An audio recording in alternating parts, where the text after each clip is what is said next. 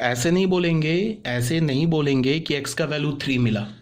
x का value हम क्या बोलेंगे, 3 एंड 3 मिला, मतलब कि एक बार 3 नहीं, हमें दो रूट्स मिले हैं।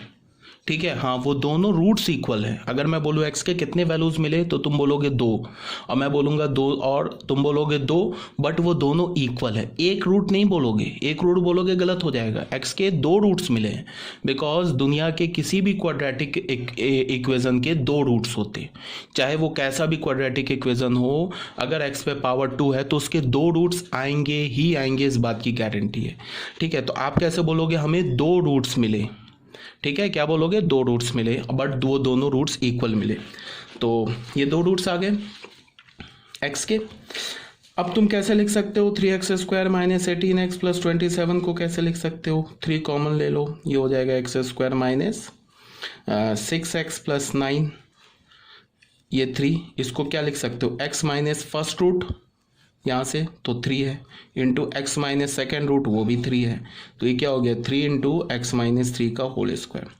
ठीक है, तो यहाँ तक मेरा कहने का क्या मतलब है कि अगर किसी भी क्वाड्रेटिक एक्सप्रेशन हो, अगर उसके रूट्स जो है ना, रूट्स वो अगर उसके रूट्स की जगह तुम बोलो कि उसके जो डिस्क्रिमिनेंट है ना, डिस्क्रिमिनेंट वो अगर हमारा ग्रेटर देन 0 मिल जाए तो फिर क्या होगा, roots are real and distinct. अगर डिस्क्रिमिनेंट इक्वल्स टू जो 0 मिल जाए तो हम क्या बोलेंगे, रूट्स आर इक्वल।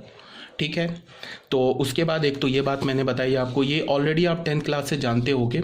और दूसरी बात मैंने आपको क्या बताई कि अगर हमारे पास कोई भी क्वाड्रेटिक एक्सप्रेशन लिखा है ax² प्लस bx प्लस सी, चाहे उसके रूट्स इक्वल हो, चाहे उसके रूट्स रियल एंड डिस्टिंक्ट हो, चाहे उसके रूट्स रियल एंड इक्वल हो, उसको तुम कैसे लिख सकते हो, a into x minus alpha into x minus beta.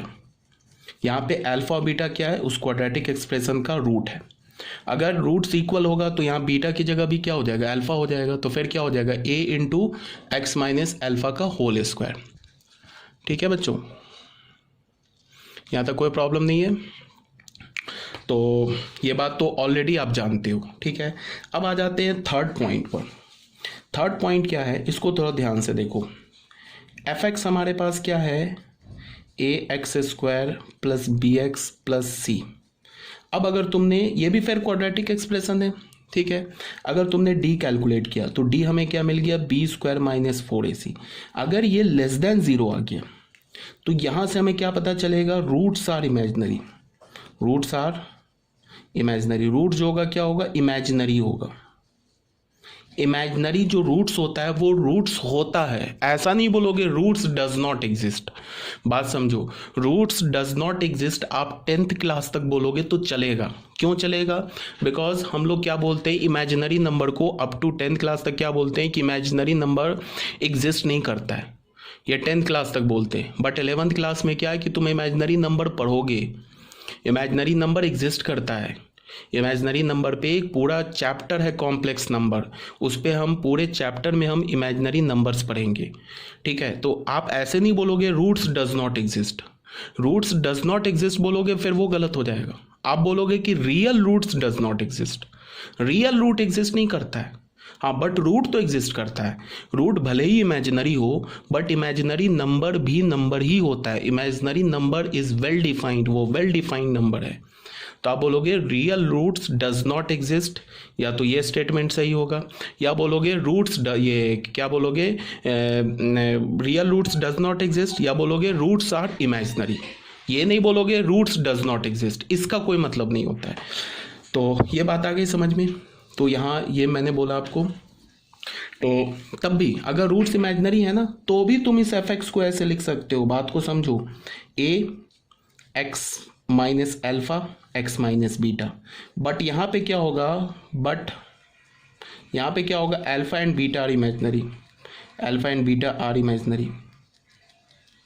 Alpha beta क्या हो जाएगा, इमेजिनरी नंबर्स हो जाएगा। बट लिख सकते हो तुम, fx है ना, ये जो हमारे पास ax² प्लस bx प्लस सी, इसको भी तुम सेम फॉर्मेट में यहाँ पे लिख सकते हो। ये तो बताया कि ये जो लिखा है ना, it is true for all quadratic expression, चाहे वो उसका डिस्क्रिमिनेंट ग्रेटर देन 0 हो, चाहे उसका डिस्क्रिमिनेंट लेस देन 0 हो, चाहे उसका डिस्क्रिमिनेंट इक्वल्स टू 0 हो, ये सारे क्वाड्रेटिक एक्सप्रेशन के लिए वैलिड है। ठीक है, हाँ बट इस केस में क्या होगा, alpha and beta are imaginary. ठीक है, ये बात आ गई समझ में। अब यहाँ तक तो तुम जानते होगे 10th क्लास तक, ये जो भी मैंने आपको बात बताई ना, इसमें कोई नई बात नहीं बताई, ये आप 10th क्लास में जानते होगे। अब नई बात क्या मैं सिखाना चाह रहा हूँ उसको देखो। मान लो हमारे पास ऐसे लिखा है ax² प्लस bx प्लस सी, ये हमारे पास एक fx क्वाड्रेटिक एक्सप्रेशन दे रखा है। बात को है ना बिल्कुल ध्यान से सुनो क्या बोला जा रहा है। हमारे पास एक क्वाड्रेटिक एक्सप्रेशन दे रखा है ax² प्लस bx प्लस सी, ठीक है। अब अगर मैं इस क्वाड्रेटिक एक्सप्रेशन पे इनइक्वालिटी अप्लाई कर दूं, इनइक्वालिटी अप्लाई करने का क्या मतलब है, ऐसे देखो, मैं इसको ना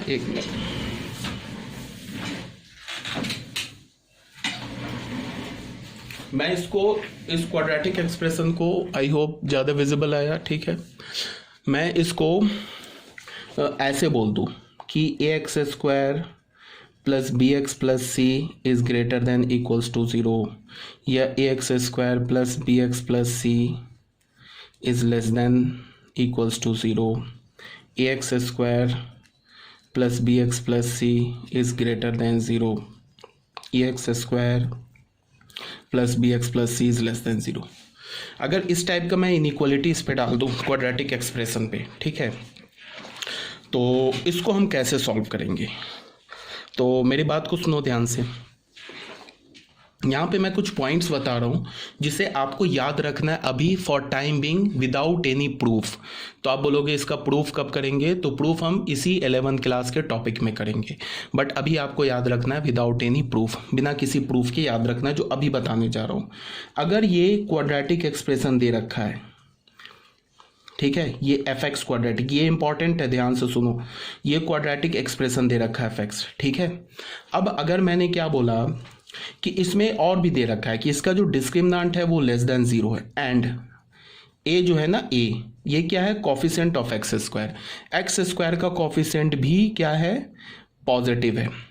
डिस्क्रिमिनेंट तो निगेटिव है बट x² का कॉफिशिएंट पॉजिटिव है। तो यहाँ से हमें क्या पता चला कि जो fx होगा ना, fx किसके इक्वल है, ये ax² plus bx plus C के इक्वल है। ये जो एक्सप्रेशन लिखा है ना, ये हमेशा पॉजिटिव होगा for all x belongs to r।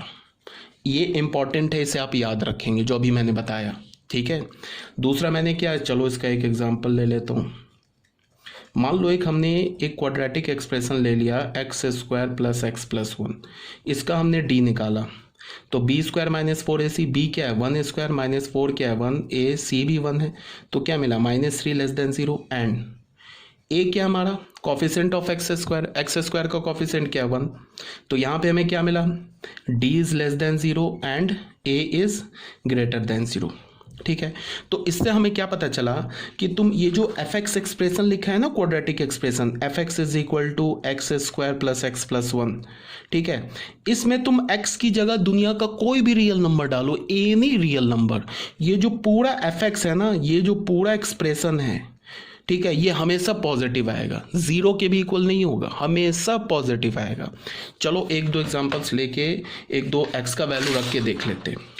देखो x का वैल्यू अगर तुम 0 लोगे तो क्या हमें मिलेगा, 0² प्लस 0 प्लस 1, तो पूरे वैल्यू क्या आ गया 1 इज क्या पॉजिटिव। x का वैल्यू अगर तुमने मान लो कोई निगेटिव रखा, x का वैल्यू तुमने -2 रखा, यहाँ लिख के दिखा रहा हूँ।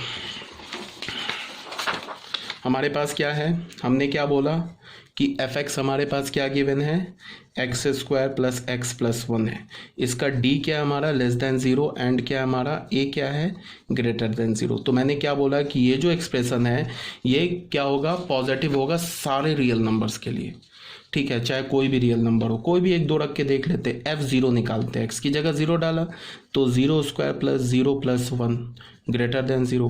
-1 पे देख लेते हैं तो क्या होगा, -1 का स्क्वायर प्लस -1 प्लस 1, ये क्या हो जाएगा 1 - 1 0, तो ये 1 अगेन 1 इज ग्रेटर देन 0। कोई भी रियल नंबर ले लो, 2/3 ले लो तो क्या हो जाएगा 2/3 का स्क्वायर, या -2/3 ले लो तो -2/3 का स्क्वायर प्लस ऑफ यहाँ -2/3 प्लस 1, तो ये क्या हो गया बताओ 4/9 -2/3 प्लस 1। मैं बोल रहा हूँ कि ये वैल्यू पॉजिटिव ही आएगा, ठीक है। एलसीएम ले लेंगे तो 9 हो जाएगा, ये हो जाएगा 4 - 6 प्लस 9, ये क्या हो गया 13 - 6/9, क्या होता है 7/9 अगेन पॉजिटिव। समझ रहे हो बात को? तो मैंने क्या बोला, मैंने बोला कि अगर हमारे पास, यहाँ पे मैंने क्या बताया कि अगर हमारे पास कोई क्वाड्रेटिक एक्सप्रेशन गिवन है और उसका डिस्क्रिमिनेंट लेस देन 0 है और उसमें एक्स स्क्वायर का कोफिशिएंट अगर पॉजिटिव है, तो ये जो क्वाड्रेटिक एक्सप्रेशन है ना हमेशा पॉजिटिव होगा सारे एक्स के लिए, चाहे वो एक्स कोई भी रख लो। ठीक है, ये बात तुम्हें याद रखना है, ये इंपॉर्टेंट है। सेकेंड पॉइंट क्या बता रहा हूँ मैं कि अगर हमारे पास कोई क्वाड्रेटिक एक्सप्रेशन एफ एक्स दे रखा है, A X square plus B X plus C दे रखा है, इसमें तुमने डी कैलकुलेट किया बी स्क्वायर माइनस 4ac, ये निगेटिव आ गया, एंड ए का वैल्यू क्या हो गया, ए जो है सॉरी ये भी लेस देन 0 आ गया। तो यहाँ से हमें क्या पता चला कि ये जो एफ एक्स है ना, एफ एक्स किसके इक्वल है, A X square plus B X plus C के इक्वल है, ये लेस देन 0 होगा for all x belongs to R. इसका मतलब क्या है कि अगर हमारे पास कोई क्वाड्रेटिक एक्सप्रेशन है, अगर उसका डिस्क्रिमिनेंट निगेटिव है और एक्स स्क्वायर का कोफिशिएंट भी निगेटिव है, तो अब तुम कोई भी एक्स का वैल्यू चुन लो, वो जो पूरा क्वाड्रेटिक एक्सप्रेशन होगा वो निगेटिव वैल्यू देगा। ये मैं बता रहा हूँ, एनी रियल नंबर। जैसे एक दो एग्जांपल देख लो, हमने मान लो ऐसे ले लिया minus x square plus x minus 1, इसको हमने एफ एक्स बोल दिया। तो इसका डी कैलकुलेट किया, बी स्क्वायर, बी क्या 1 स्क्वायर माइनस 4, ए क्या हमारा ए माइनस 1, अच्छा इसको प्लस 1 ले लो, बी स्क्वायर माइनस 4, ए क्या हमारा माइनस 1, सी क्या हमारा 1, अच्छा इसको माइनस 1 ही रखो, सॉरी इसको माइनस 1 ही रखो। तो ये क्या हो जाएगा 1, ये माइनस माइनस प्लस, ये माइनस 4 हो जाएगा, क्या हो जाएगा -3 लेस देन 0। तो हमें डी क्या मिला, नेगेटिव।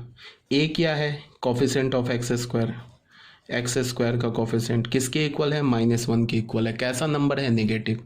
तो यहाँ से हमें क्या मिला कि ये जो हमारे पास एक्सप्रेशन लिखा है ना, ये जो एक्सप्रेशन लिखा है, जो हमारे पास ये एफ एक्स एक्सप्रेशन लिखा है, किसके इक्वल लिखा है, minus x square plus x minus 1, ये जो एक्सप्रेशन लिखा है ना ये लेस देन 0 होगा for all x belongs to R. चाहे कोई भी रियल नंबर उठा लो, ये वैल्यू हमेशा जो है ना पूरा एक्सप्रेशन नेगेटिव वैल्यू ही प्रोड्यूस करेगा। एक दो एग्जाम्पल देख लेते हैं। मान लो एफ का वैल्यू तुमने 0 डाला, तो 0 डालोगे तो यहाँ भी 0 डालोगे, यहाँ भी 0 डालोगे, तो क्या हो जाएगा 0 + 0 -1, क्या मिला -1 नेगेटिव। एफ का वैल्यू अगर तुम 1 डालो तो यहाँ 1 डालोगे तो -1 + 1 -1, अगेन -1 लेस देन 0। एफ का वैल्यू अगर तुम 2 डालो तो 2 डालोगे तो -2 स्क्वायर प्लस 2 -1, नेगेटिव ही होगा, -4 + 2 -1, ये क्या होगा -2 -1 -3 लेस देन 0। मेरी बात आ रही है समझ में? कोई भी रियल नंबर डालो, रैशनल डालो, इरेशनल डालो, एनी रियल नंबर, ये जो एक्सप्रेशन है ये निगेटिव वैल्यू ही प्रोड्यूस करेगा। तो अभी जो मैंने 2 पॉइंट्स तुम्हें बताए ना, ये दोनों पॉइंट्स तुम्हें याद रखने हैं, ये इंपॉर्टेंट पॉइंट्स हैं अभी जो बताए मैंने। इसी बात को यहाँ पे ऑलरेडी मैंने लिख रखा है, अब इसे अगर तुम पढ़ोगे ना तो ये क्लियर हो जाएगा तुम्हें। ये स्टेप 1 स्टेप 2 क्या है, केस 1 केस 3 क्या है, ये ऑलरेडी मैंने इसको लिख रखा है। ठीक है, तो यही बात यहाँ पे बताई जा रही है आपको। क्या बताई जा रही है कि यहाँ पे हमने क्या बोला, फाइनली क्या बोला, ये याद रखना है। फाइनली क्या बोला कि X square plus B X plus C जो होगा ये पॉजिटिव होगा, X square plus B X plus C जो होगा पॉजिटिव होगा for all x belongs to R if A is positive and D is negative. अगर डी नेगेटिव है positive है, ए क्या होता है, एक्स स्क्वायर का कोफिशिएंट। ठीक है, और यहाँ फिर क्या बोला, X square plus B X plus C less than 0 होगा for all x belongs to R, कब, जब ए हमारा नेगेटिव हो डी भी नेगेटिव हो। ठीक है, आई होप ये क्लियर होगा। इसका हमने एक एग्जाम्पल लिया एफ एक्स, ऐसा ही मिलता जुलता भी एग्जाम्पल हमने देखा है। ठीक है, उसके बाद बच्चों आ जाओ